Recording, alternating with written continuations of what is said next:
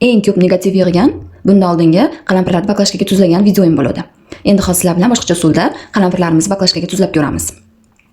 Siz ham shu usulda tuzlaysizmi? Kommentariyada yozib keting. Birinchi baklashkamizni yaxshilab yuvib va masallarni solib chiqamiz. Chesnok, butun murchdan, lavr bargi va ukrut quriganidan soldim va qalampirimizni yaxshilab yuvib, suvni qoldirmasdan yaxshilab quritishimiz kerak va qizil qalampir kerak biz. Bizga faqat ko'klarini ishlatamiz.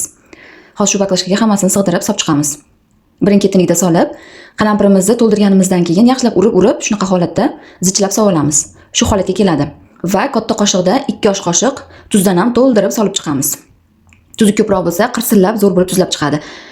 Tuzimizni solib, yaxshilab silkitib, hamma joyga tuzdan yoyib yuboramiz va oddiy suv emas, qaynab sovigan suvni quyamiz. Yaxshilab qaynatib olishimiz kerak bo'ladi suvni. Qaynaqligida quymalar baklashkani eritib yuboradi bo'lmasam. Suvimizni to'ldirib chiqqanimizdan keyin og'zini yaxshilab yopib, qattiq mahkam yopib, bitta silkitib yuboramiz. Shunda tuzlari hamma joyga boradi. Shu holatga keladi. Shu bilan salqin joyga olib qo'yamiz. Ko'pchilik oftoga qo'yish kerak 3 kunga debdi, lekin men oftoga qo'yishni maslahat bermayman.